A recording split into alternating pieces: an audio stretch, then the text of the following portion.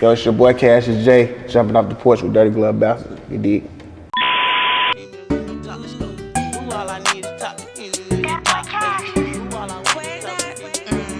You got Cassius Jay off the porch with us today, man. Yes, sir. Yes, sir. Thanks for having me. Thanks for having me. Yeah, man. Long time coming, man. I know, long time, man. It's been a minute, but you know, everything happened in time. That's right, man. Yeah. So, how's your 2021 starting off so far, man? It's great, you know. Me and Peewee about to drop the Longway Sinatra 2 project. So, you know, as long as I'm working, everything is going good. Yeah, I know fans have been waiting on this for I know. a long time. I know, because we've been promoting it all 2020. Yep. We promoting it in 19. You know, but 2020 didn't go as planned, so I think 2021 is the perfect time to drop it. Yeah. And I see we dropped Anxious, and we dropped Pink Salmon, which was Thursday, and I seen that Pink Salmon went crazy, it went viral, it went everywhere. So, you know, everything, like I said, it's time. Yeah, definitely, man. How you feeling about 2021? I'm excited about it, man.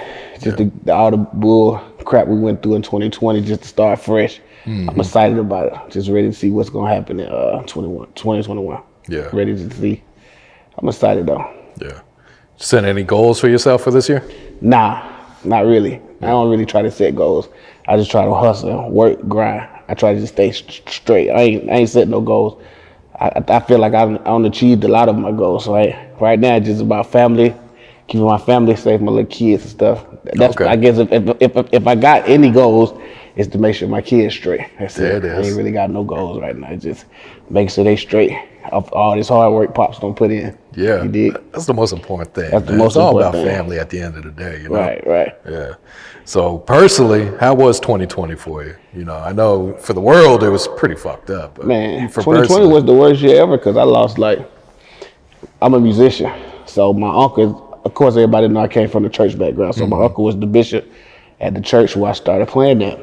He died, his wife died, so that's my auntie. Then my uncle, another one of my uncles died. So I lost so many people in 2020. It was just like the worst year ever, but it just taught us how to be strong. I only think, 2020, besides the deaths and stuff, 2020 was great because I had a chance to work with Jeezy, a lot of artists that I ain't really get a chance to lock in with. I think 2020 gave us a chance to really just sit and lock in with artists instead of just sending beats. Like people had too much time on their hand. So 2020 was like a roller coaster. It was up and down, Absolutely. but we made it through it. Yeah, you figured with everything being shut down, the rappers had nothing but time to create, Nothing but and they time. need beats. Man, I probably made more beats in 2020 than ever, bro.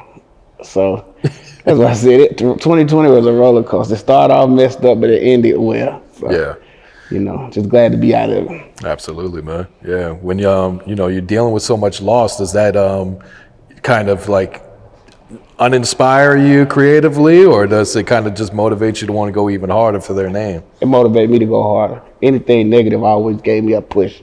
So it gave me an extra about life. So I take negativity and always turn it into positive. I don't have too much negative stuff goes on around me, but you know, the little bit that I do get, like you said, losing people, all that did was make me want to go harder. You know, again, because where I started, my uncle, the church that I started at, he gone. So it was like I was proving a point my whole career to show my whole family, like, I ain't gonna be this just church musician. I'm gonna go higher, you know. And then now that he was gone, my dad been passed, so I ain't really feel like I ain't have nothing to prove a point to no more after I lost my uncle. I was like, dang. So I had to find the drive again. So as you notice when you asked me what's my 2021 goals, I ain't got none because that drive kind of switched over to just being a family man and just making sure they taken care of. Okay. I ain't trying to prove a point to nobody no more. Yeah. Not trying to be the biggest. You know, it's a lot change.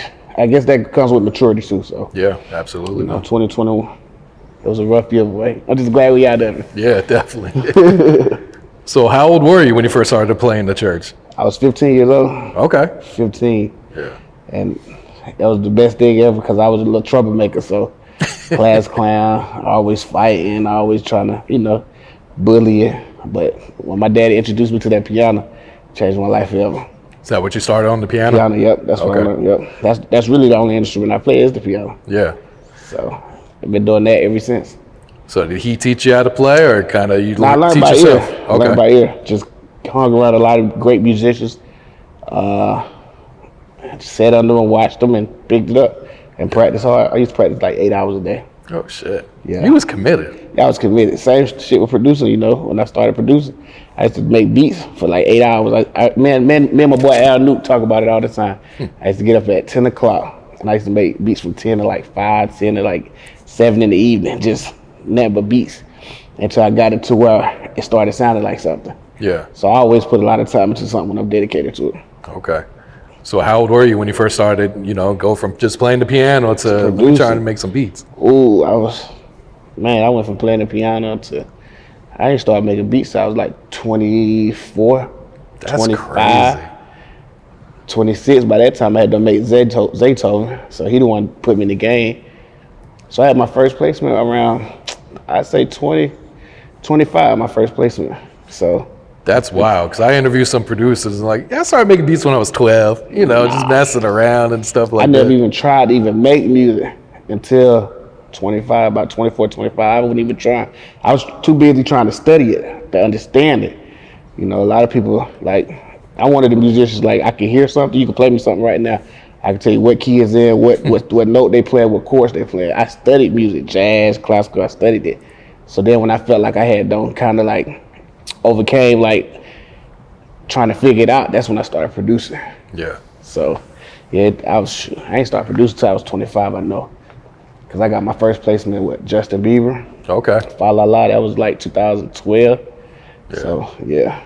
Yeah, it's when you say musician, man, not too many producers are even musicians, Right. Well, I think that's what give me, Zaytoven, London, just trying to name some of the big dogs. Who else I know that play? Scott Storch. Mm-hmm. That would give us a little. That would keep us around longer too. Absolutely. Because we can play. So when then you got the hot young producers that need melodies or that can't play.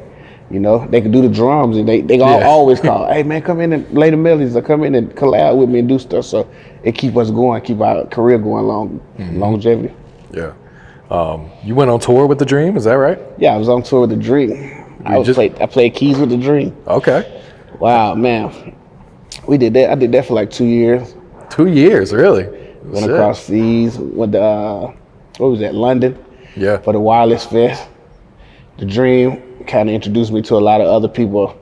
Esther Dean, Tricky Stewart, all the big dogs. Of course, L.A. Reid. So, yeah, I did that. How old were you then? Probably 22, 23. Okay. Because when the Dream Tour started, that's when the producer started. Because I remember I was doing something with August Alsina. And that's when, after I did the song with August Alsina, that's when I met, I ain't meet The Dream, but we kind of all of us bumped heads. Not bumped heads, but met together. Yeah. Started working on some music together, so it's around that time. Okay. So, like you said, you kind of started off producing for R&B artists. Yeah, R&B. I was doing Lloyd, August, Justin Bieber. I was doing that by R&B. I don't know how it transferred over to trap music. Yeah, that's a one of a kind thing. You hear Zaytoven start out doing trap music, now he's doing R&B. Right. But hardly do you ever hear an R&B artist crossing over to producing full albums for Peewee Longway. Right. Yeah, Zay was the reason I crossed over to doing trap. If it weren't for Zaytoven, I still do R&B, but I would be just an R&B head. But when I met Zay, and he showed me how quick it was to kind of make the beats and how easy it was to kind of get your name out there, I was like, I'm finna rock with my boy. And then I started making beats just like him. Yeah. You couldn't even tell the difference at one point. That is true. That is true. I think I messed up a few times on the site with the credits. That's Zaytoven. Yeah, that's Cassius Jay. But then what I did was, after I kind of bit off my boy for a little while, I kind of found my own swag. Yeah. Got my own sound, so I had to let it breathe. Yeah. Like you said, it got too close. So I had to switch it up a little bit. Yeah. When I had Zay up here, he said he doesn't spend more than 15 minutes on one beat. Are you the same way, or will you spend some extra time with it? Nah, 15 minutes still. Phew. We both. That's why we made beats together. We made so many because it was just he taught me and I ran with it and started teaching him little tricks. And then it was all right, that's enough. Let's next beat. So 15 minutes. If it take more than 15 minutes, that ain't it. That's what he said. Yeah, he's like, man, I just need to move on to something else if I can't figure it out in 15. Hey man, I got my whole mentality, my whole thinking process per se. So Yeah. we're gonna talk. We're gonna have some of the same answers. Like I said, if it take longer than 15 minutes, that ain't it. Yep. How'd you initially link with him? Church. Really? I was playing for one of my boys, Doc. Doc had told me about him. Zay. He had told both of us about each other. And then after the little concert, I walked up to Zay, dapped him up, told him who I was. He was already for me. I got his number. About a week later, it's been history. We've been brothers since. I was literally over there a week later, every day, going to choir rehearsal with him, going to pick up his kids from football, basketball games, cheerleading. I was with him every day until it got to a point where my name got bigger, and I kind of had to separate myself a little bit, because I was doing my own thing. But we met at church, and we clicked as soon as we met. Yeah, you guys kind of have like the similar background to that, by starting out in the church. It's the same background. It's weird how it happened. It's the same church. His dad pastored. My dad pastored church. Came from the church. I still play at the church. He still played at the church. So, we never left. It's weird how God put us together, but I showed my loyalty and I stuck with him even after I became this big name producer, well-known producer. Let me say that. I still stuck with my boy. Yeah, absolutely, man. It was just meant to be for you guys, huh? Yes, sir. What's your creative process like now, then? Do you just start out with the keys and kind of work around that? Man, it's so different now because it's so many like sites and stuff you can get melodies from. I think I start off with the melody now. I start off with a melody and just put the drums around it. Because they done made it so easy for producers now with Splice and all these other websites for producers. That's what I'm saying now. It shouldn't even take you 15 minutes to make a beat. It should be 10 minutes now because they already got you gotta have this. Yeah, they already foundation. got the beats per minute with the hi-hats and the kick. It's like you can just literally, it takes away from the creative standpoint, but it's like you can just drag it. It's like putting a puzzle together now. So, but yeah, the process is different. It's way different. Like I said, I start off with the melody and then put the drums with it. Okay. Do you prefer to cook up with the artist present or kind of just have your beats already ready? I like to cook up with the artist there. It's just something about that experience. Those 9 times out of 10, mostly all my placements was the ones that I cooked up right there in front of the artist. Yeah. They could pick through beats. Anybody could do that, but it's just something special about cooking a piece of chicken together. You know what I'm saying? You do the eggs, I'm gonna do the flour. You done that together. I got the seasoned salt. You know what I'm saying? Just something special about it, man. Just this Friday's mug right now cooking up. It's just something special about that with the artist. And I think they enjoy it because they feel like they have creative input with the beat. Yeah. So I think they enjoy that. Yeah. Now, when you're in the studio and the rappers recording over one of your beats, are you very hands-on or you kind of just let them do their thing? Man, I'm more of a producer, so I'm hands-on. Okay. People would tell you, a lot of people tell you, like, I'm so hands-on. Like, a lot of artists that knows me very well, they'll put the headphones on. They won't even let me hear it. They'll record with the headphones on. Really? Yeah, because they know, like, Cassius, he gonna have his input. But then I don't learn how to kind of step back at the same time because, these jokers, they don't spend time doing it by themselves. They really don't even need no input. Yeah. But when it's time for me to produce, I produce. When it's time for me to just be a student and sit back and watch, I sit back. Yeah. But I like to be hands-on. Okay. Does it kind of just depend on which artist you're working with? Because I'm sure some artists are probably pretty more open to, input, while others just, man, let me do me. Yeah. Man, I just say this. I use like Tory Lanez. He's one of the kind. He gonna ask you, what you hear, Cash? And then once you get in the melody or whatever, he gonna run with it. Yeah. Peewee the same way. If he don't hear it, he gonna, what you hear, Cash? Give me an idea. And he gonna run with it. So like any artist that I got like a real close bond, they gonna always ask me like, what you hear on this beat right here? Mm-hmm. If I don't really got a close bond, we just getting together. They ain't really gonna say too much because they really don't even know this nigga really produced, not just made beats. Yep. But the artists that I really work with, they know that. Yeah, real shit, man. Yeah, the big difference between just a beat maker and a producer. Right. Absolutely. Right. That's why I love Peewee, because he let me do my own thing. Longway Sinatra, from one to this one right here, he let me just produce.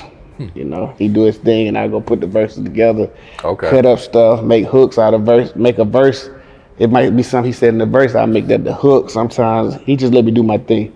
And if he don't like it, he'll tell me I don't like it. Straight up, it don't hurt my feelings. I go back and try to redo it or just come up with something new. But that's why it's so personal with me and Peewee. That's why I love him. Yeah. That's why people always they be like, "What's so special about him?" Man, Home just got that close knit. Home let me do me. Yeah. You know what I'm saying? So that's my boy. How'd you link up with him at first? Shit, Zay took me over to Gucci studio. Okay. And I with Thug. How long ago was that? It was about 2013. Wow, when you first kind of started then, huh? First started, yeah. So with Thug, Duke, Peewee, there's a lot of them over there. And Zaytoven called it out. He was like, man, you need to link with Thug.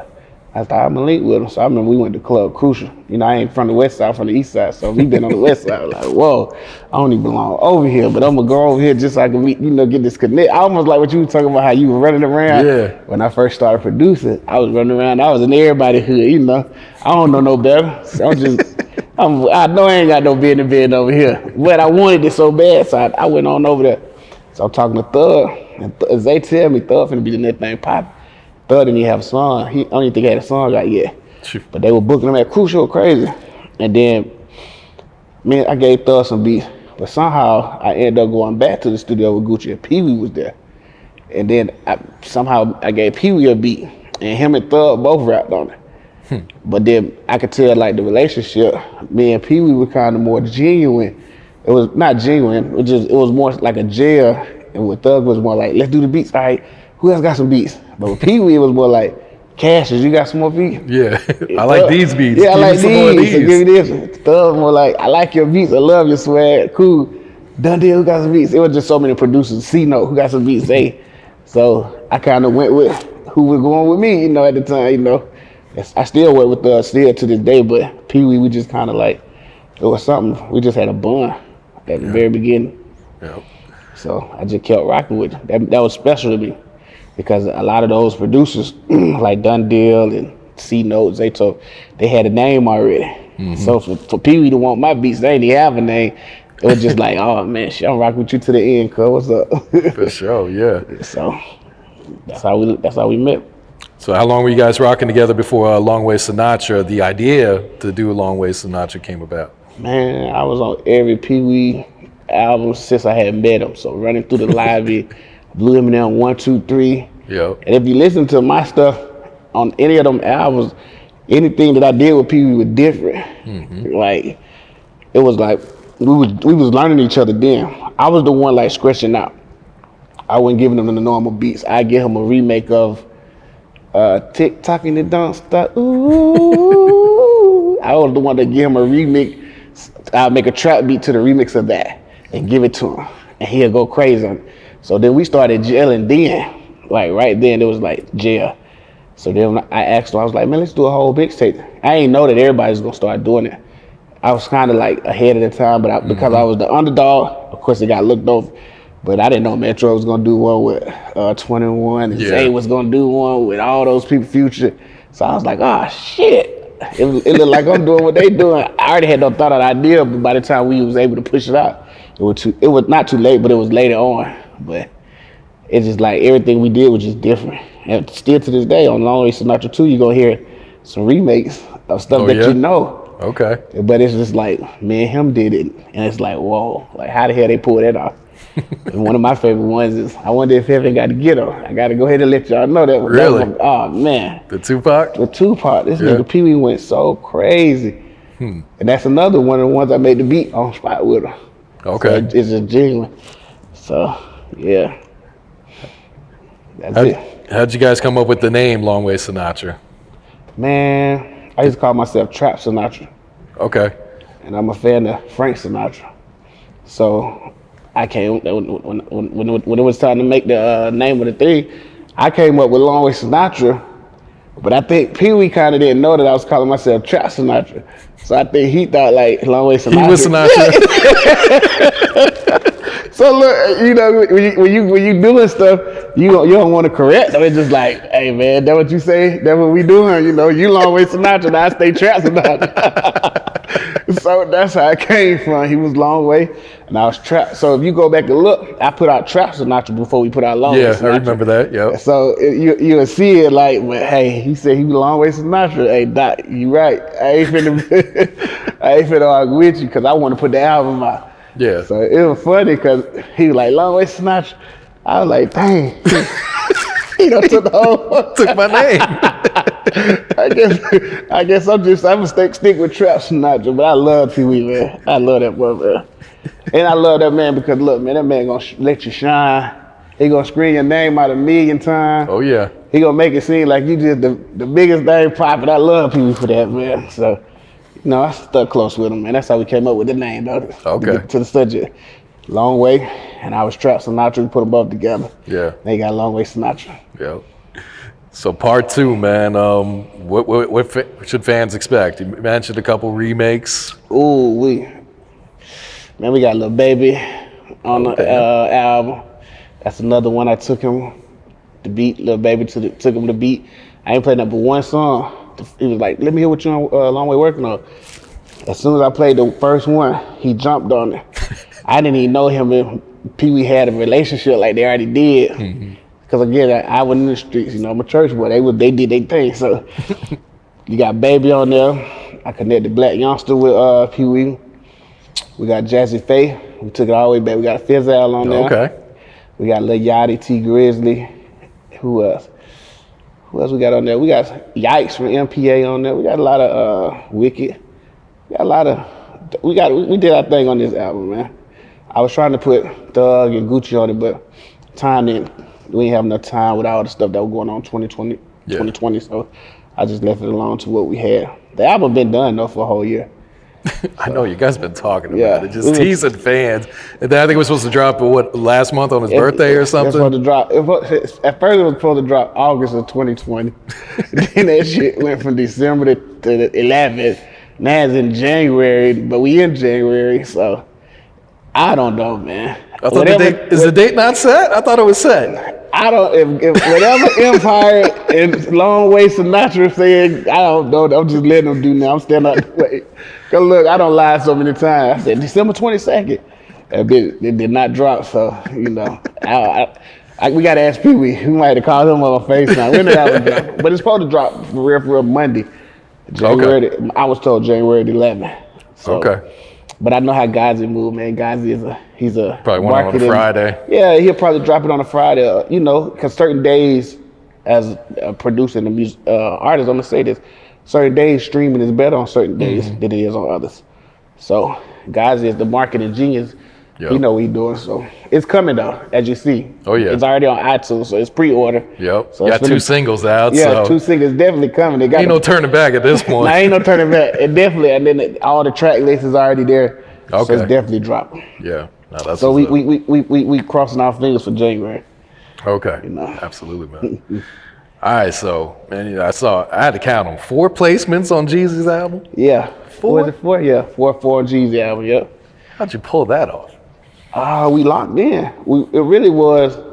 I kind of talked them into doing the whole album, to be honest, because it was supposed to be me and Jeezy with my trap jazz. I got a jazz band. We call it Trap Jazz. It's supposed to be us doing the project, but I was like, nah, man, let's just go ahead and just do an album. And I didn't know he had songs already like put up. He had some hits, so he played me some stuff with him and Justice Lee, him and Doug Cannon. Him Drummer Boy. I was like, man, you got a whole album. So the songs, every song on the Jeezy album, I literally cooked them up in front of him with the live band, live horns, another keyboard player, I'm playing keys, bass player, guitar. We did all that personally together. And then he would take it and go into the other room to record it while we start on something new. Oh, wow. So he was just feeding me ideas. And I think To Live and Die in the A, I fed him that idea. You know, Therapy to My Soul, I fed him that idea. What the Neo one, I kind of like told him that would be the next Just Fine, Mary J. Just Fine. Okay. It'll be the next dancing song. Of course, when life get back to normal, when everything get back to normal, I think the Glory song with Neo, the one I produced, that's gonna be a song that you're gonna hear a lot at barbecues and stuff, because it's a dancing song. It's like the Let You Slide. So, man, we were just vibing, man. Stimulus check, and everything that we made it literally while they was breaking into the CNN building. Oh, really? When they gave us our curfew, I had just bought a Harley Davidson. I'll never forget, and they was like, "You gotta be in the house by 9." I was like, "I ain't going to the house by 9. I'm finna go down here and work with Jeezy off 15th Street." You know what I'm saying? I'm right in the middle of everything, and I'm finna go down here. And I literally rode through. Like, some of my band members couldn't even come certain days because they lived in the city where they was what you call it, protesting. Yeah. So we made that whole we made the whole album during the protest. Oh, wow. So everything he's talking about, you can hear it. That's literally we was going through it at that time. So that made that real special to me, because when I'm thinking about Marvin Gaye, Marvin, Peter's in it, and then you look at the pictures of them getting beat up by the police and all that. Now I'm thinking about what we just did with the Recession 2 album. It's like literally the pictures that was going on in 21 could go with this album. Yep. So that's like real historic to me. Yeah. No, that was major right there. It's very major, man. And then I got a chance to build and connect with Jeezy on some other stuff. You know, you're a businessman. We both do real estate together. So, okay. You know, gave me a chance to do something else besides just music. Yeah. Yeah. So it was nice. Yeah, that's dope right there, man.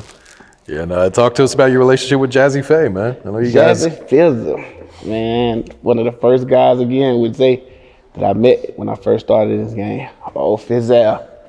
Fizzle always just been an inspiration. It was never about money. It was never about placements. He's just an inspiration, man. He's just one of them spiritual angels God give you just to tell you when you might slip and go right. Hey, man, get back on track. Stay focused, man. You know, don't get caught up in the hype. Yeah. Don't get caught up with the jury and the cars and all that shit. That shit comes and goes, the girls. So Jazzy, man, I met Jazzy through Don Vito. Okay. And my boy Sean Penn from the Exclusives. And Jazzy just always, like I said, just been a light in my life. Just best friend. So anything he ever needed, I just go do it for him. Yeah. It was like, he don't owe me nothing. Shit, we good. He like a Zaytoven to me. Them two guys right there, they'll never ever, you know what I'm saying? And I'm there for them. Cause they've been a light. Like I said, they was a light in my life. Yeah. Not too many people get learn the game from Zaytoven and Jazze Pha, man. And Jazze Pha really helped with the pen game. He really taught me the structure, how to write a song. Okay. You know what I'm saying? How to write a catchy hook, what's hot, what's not. So Zay taught me how to make the beat, and this man taught me how to write the song. It's crazy how it works. Yeah. But that's how it's been. Have you started taking on any producers yourself to where you're kind of mentoring them, like how Zay and Jazzy did to you? I did that. What's crazy was I was mentoring while I was coming up. It was the weirdest shit, yeah. So now the answer would be no, but I was like me and Weezy and me and London and Turbo, a lot of those guys. It was like I didn't realize it, but I was giving them spark at the time. Like, come on, man, this how you do this, and this. I would make the melodies for them, and they would do the drums. It was the craziest thing ever. I was being a light to them, and not trying to charge them, not take their creative connect. And I was letting them do them, not trying to outshine them. I was letting them do them. So I think I did that. So now I'm just now focus back on me. Okay. You know. All right. So you still making gospel music now? Man, I'm actually working on my own gospel album as we speak. Okay. So me and well-known gospel artist John P. Key, I'm gonna do like a little EP with him, with my church pastor, my boy Priest Steve. I'm just gonna mix a whole bunch of names together from the gospel world and from the streets, and we're gonna do that. I'm working on a gospel album as we speak, though, man. I had to go back to my roots, man. You know what I'm saying? I love, you can't get away from it. Yeah. Do you have a title picked out? Nah, this probably gonna be one of them long process ones. Okay. Probably won't come out to the end of the year, probably like Christmas time of this year. Okay. So, but nah, I haven't picked out a name yet. Gotcha. You scoring movies now? Oh, yeah. I signed the NDA, so I can't say what movie, but yeah, doing some movies, doing scoring, man. I always wanted to do that, so that came about with the whole having the trap jazz band. So if you go, I did a song with Jeezy and Chief Keef with the trap jazz band. I forget the name. Go Get It. What's the name of the song? It's on iTunes. It went good, so a couple of producers from Netflix seen it, like I said, I can't say too much. Call me and ask me to do something, and then it went from there. Yeah.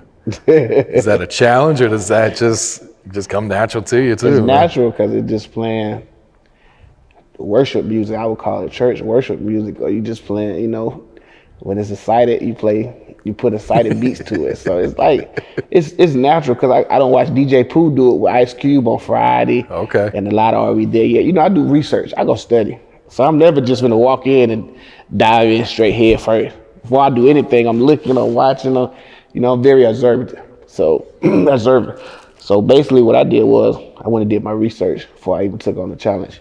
And when I realized what it was, and they was like they could, as long as I do the foundation, they could bring in the other people to make it connect. Okay. It went right on. It goes together now. Yeah. Nah, that's lit, man. Yeah. It's fun. It's just God just elevation, man, going to the next level. Yep. Absolutely, man. Can you reveal any other artists you've been working with lately? Ooh, K. Michelle. Let's see, Dolph, Key Glock. Yeah, the one you guys just did on the Dolphin. Oh yeah, the Dolph. Yeah, that's one of my favorite ones on that that was a project. hard one. Me and Super Mario did that. Let's see, man, there's so many artists. Migos, just talked to Offset 3 days ago. Man, Tori, of course, just said Megan some stuff. Pap Chanel, she's like a new girl. Yeah, she's lit. We had her on the I Porch. love Pap Chanel. She's so hard. Yep. Let's see who else. Anybody new? T Hood, my homeboy T Hood. Okay. Shout out to Hood, man. Yeah, I love Hood. So, you know, I'm still doing the same thing. I'm working with the A-list artists and I'm working with the B-list artists. So it's too many to name. Yeah. I got you. So we working on. All right.